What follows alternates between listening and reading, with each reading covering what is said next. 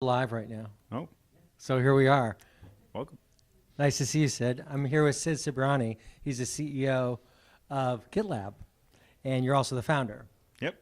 And wanted to have a little chat with you because you're going to be giving a keynote today, and this is the beginning of our show, the New Stack at Scale, and we're very excited to work with GitLab on this project. So thank you very much. Yeah, well, thanks for having us. Yeah. So one of the thoughts that I wanted to just bring up is like, there's this discussion about open source, commercial open source software. What is it?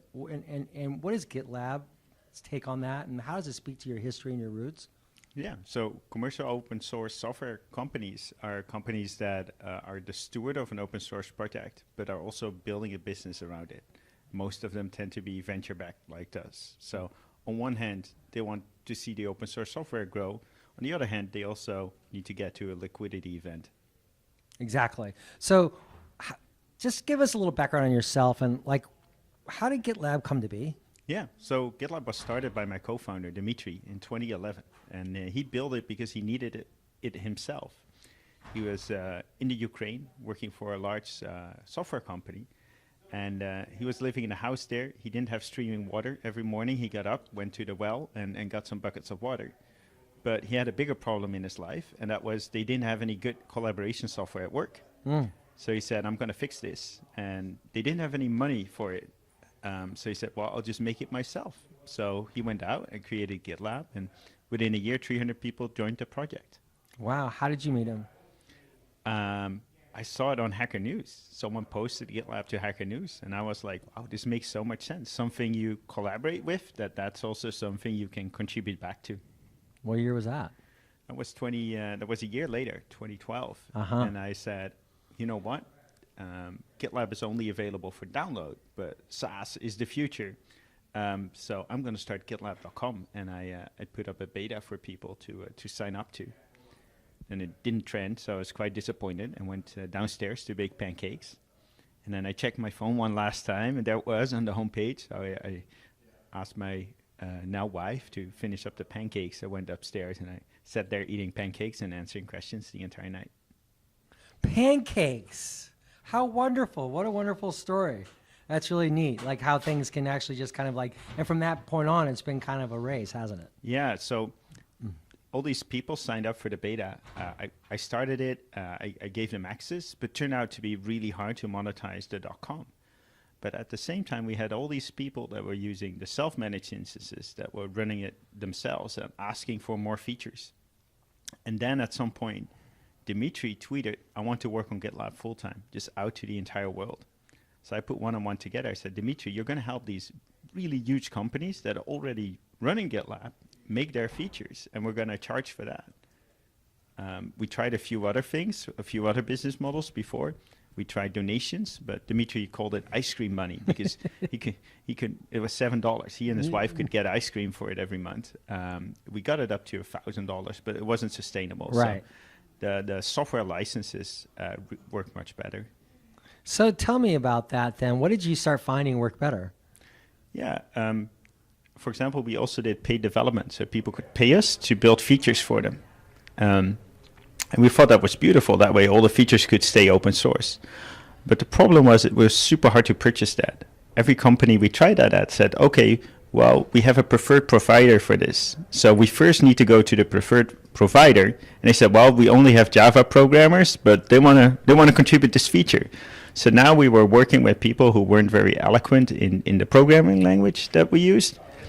And we spent a lot of time reviewing their feature and still didn't make any money. It turns out it was way easier for people to just purchase a subscription. So we started selling subscriptions that allowed you to use proprietary features that we added on top of the open source project. So that's the services, those are the services that are the core of the business today? Yeah, those subscriptions are the core of the business. And so that grows ever more then as there's more software available. Yep. Yeah. We started with only one tier, but we introduced new and higher tiers, and we're adding features. Most features still get added to the open source, but over time, those buckets of proprietary features also start filling up, and they become more worthwhile to purchase. When you start talking to this, with other people who I expect a lot of them were with venture-backed open source software companies, what were the common consensus what was the common consensus you found? Yeah, I think that this so-called open core model is the model that works. It is so that some other companies are betting heavily on their SaaS, their software as a service, while we are more heavy on the self-managed model. And I expected people to kind of start going to SaaS more, but that transformation hasn't happened yet for DevOps tooling, also because there's so much other tooling to integrate with.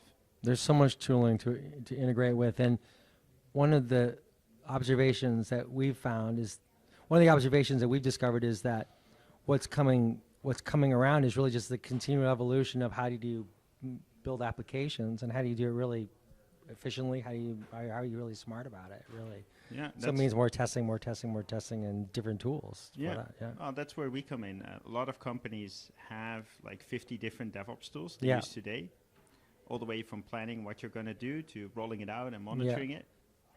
And they build their own custom tool chain to do that. But at a significant scale, you have between 50 and 100 people trying to integrate all of that. And we think that's a undifferentiated heavy lifting. That shouldn't be one company doing that. We should collaborate on that. And GitLab is used by over 100,000 companies, and it has all those things. You can plan roadmaps, you can do feature flags, you can package it up, you can monitor it, you can secure and defend it, all in a single application. Not only does that save you all that time of integrating all these different tools, but it's also a better user experience because it's a single application. You don't have these handovers between different applications, and you have a single concept of the work and the permissions of everyone. So what have the results been from a organizational perspective? Yeah, so it's been really successful. Yeah. Our growth accelerated when we came to the US in 2015. We joined a program called Y Combinator. Mm-hmm. We all lived in the same house with the 9 people that were at GitLab at the time. And since then, we've grown to over 500 people. And we've been able to almost triple revenue year after year. And how many employees? You said 500? 500 people. And that's fantastic. So now we're at this interesting point, aren't we, in 2019, where there's more open source software companies. There's more successful ones. I think we were talking about HashiCorp earlier as one example of that. And then there's these hybrid cloud service providers out there I know that's how you describe them. How do you think about this landscape right now? Then I'd like to get into some specific questions about it. What's your thought? Yeah, I think it's interesting. So we're seeing that open source software is winning. Even the hyperclouds are like embracing it. They used to have proprietary offerings, but now they have to offer like Kafka as a service because their customers are demanding open source software. So I think that's a very exciting development. Kubernetes is winning. All the open source offerings are winning. But also what we're seeing is that the hyperclouds want to offer more open source for free to their customers, which makes sense. But that is going to be interesting to see how that plays out. Mm-hmm. And when we're talking about that, we're seeing a real evolution of open source discussions too. Yesterday, Amazon announced its open distro for Elasticsearch. And Adrian Cockcroft actually states it very specifically that there have been some maintainers and open source projects that have muddied the waters. And those waters are now muddied, and now it puts the developer community in a place where they are not trustful, maybe, perhaps. There's existential factors here that are in consideration. And they then lined up Netflix and they lined up Microsoft behind them, and essentially came out what Steve O'Grady calls as a fork. What do you think? Yeah, it's Amazon doing a fork and commoditize of open source. So they fork an open source open core project, and then the proprietary features that used to be had the lifeblood of the commercial open source company, they are now open sourcing. And I think that's great for their customers, that's great for users, and that's great for open source. But it's going to be interesting to see us as commercial open source software companies, how we deal with this. Mm-hmm. And what are some of the options? Yeah, I think there's some things you can do to make software more resistant to this fork and commoditize. And some of the things we're we're doing is doing buyer-based open core. So where we base our subscriptions not so much on the technology, but about who is interested in that. And if a feature is aimed at executives, we put it in a paid plan. While if it's aimed at an individual contributor, it's open source. There's a bit more to that. But we think that's a good way to deal with the problem. But I haven't made up our mind yet. We're kind of in a wait and see approach. Maybe we switch to a non-compete license in the future too, but we haven't taken that decision. And so far, we like the clarity that open core with an open source license gives our customers so far. So then where does that leave Apache 2 licensing, for a company like GitLab? Yeah, so we're under the MIT license, which for the purpose of this discussion can probably be equated to the Apache 2 license. I think it's a beautiful thing, like these very open licenses like MIT and Apache allow everyone to do what they want, and that freedom, I think, is at the core of open source. But it's interesting. Like I can imagine, I understand why companies like Elastic and Redis Labs and MongoDB they started adding these non-compete licenses that said, look, it's open and free for everyone except if you compete with our SaaS service. There's something to be said for that. There's also a disadvantage that it makes it harder to use for companies. There's more legal uncertainty. And in the end, open source is also that if you don't like the offering of someone, you can take the code and go elsewhere. And that's then no longer possible. So let's talk about your platform architecture for a bit, and then bring that into context kind of with overall this, I think, discussion that relates back to open source and discussion we were having earlier about foundations and the roles that they take and how you need to really kind of be very clear in your discussions. So, for yourself, with this, with these ongoing developments, what is then the role of open source software from like a foundation perspective for a company like GitLab? Yeah, we are not. GitLab is not a foundation project, and for example, Kafka is. So I think Kafka is an Apache foundation project, and it means that the trademark of Kafka is in the Apache Foundation, and other people can call their things Kafka too. And Confluent has to be very clear that those are distinct things. There's something to be said for that. Like it equals the playing field a bit more for other offerings. In practice, we don't see a lot of those other offerings, and it makes the communication a bit harder because you constantly have these two different names. I think that the hyperclouds are likely to engage in all kinds of forums, all kinds of foundations like the CNCF in which they participate, and are going to try to rally other companies behind these efforts to fork and commoditize. In terms of the CD Foundation, then what do you feel is like the role that GitLab plays in there? There's a lot of companies here that are, representing kind of their own, solutions, really, so to speak. A lot of them have, I think, become solutions once they move into the enterprise, right? But their services, their technology technology platforms. Why would you join something like this? What's the reasoning for it? Yeah, I think there needs to be a standardization of continuous delivery. Like every company is right now is kind of creating their own custom tool chain, and that's just a burden that shouldn't be there. With GitLab today, we already offer a solution where everything is integrated, all the way from planning to creating to packaging to monitoring.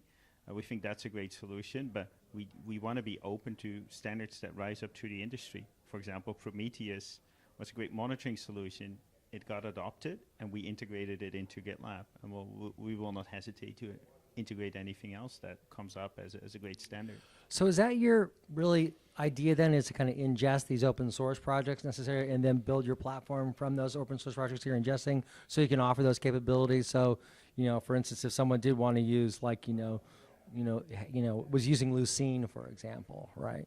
There's kind of ways that they could still work with you, right? Because you've developed the platform to integrate those open source projects and make them available. So you have the platform that can offer this, these varying level of services that go through continuous delivery. Exactly. Okay, that makes sense. And so, just in conclusion, Sid, what is it that you are seeing for how people can be more educated about open source software licensing and these issues, that I think are very complicated for the individual, right? There's these cloud services, and they offer great developer experiences, right? There's no doubt about that, but those cloud services also then have been ingesting open source themselves, and then commoditizing it and offering it as features, as you say. So where is that where's that ground you're starting to see emerge that takes us to this next kind of, level of understanding and clarity about these issues that really affect a lot of people? Yeah.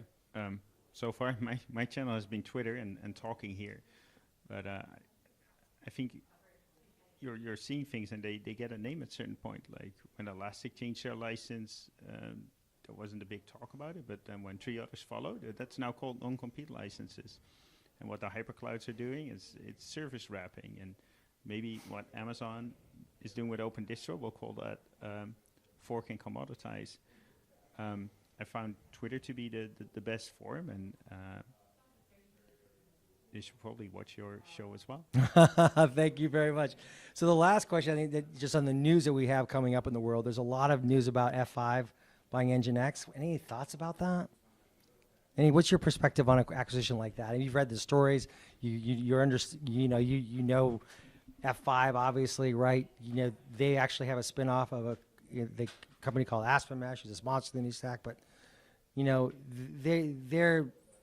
they've always been considered a company that was really who you went to for load balancing, right?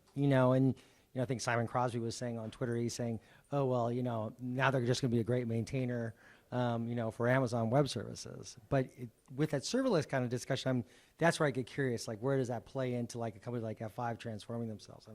So it's just news in the space, and I was curious. Yeah, so for sure you see that application meshes become very, very important. And Nginx was early there. They were an innovator there. You've seen that the Kubernetes community kind of chose an Envoy as the way to do that on the data plane, and is looking right now at Istio for the control plane. I do think it's super hard to kind of monetize something if executives in companies don't care about you. That's why we have this buyer-based open source. If the executives are almost using your software and care about the reports that come out of it, you have a much easier time selling than otherwise. So I can imagine Nginx was is amazingly popular. 2/3 of the top 10,000 websites use it. Despite that, I think it doesn't have the mind share with executives that it needs to have. So I think buyer-based open core can help there, and I think marketing and positioning is essential if you're going to compete with the hyperclouds. Yeah, for sure. Sid, thank you so much. This has been a lot of fun. Thank you so much for talking today, and your discussions and your clarity on these topics is very welcome. So good luck with with the keynote today, and this is going to be posting afterwards, but there's a live stream going on, and good luck with that, and have fun, and we look forward to working with you. Awesome. Thanks. Great. Thank you. Look forward to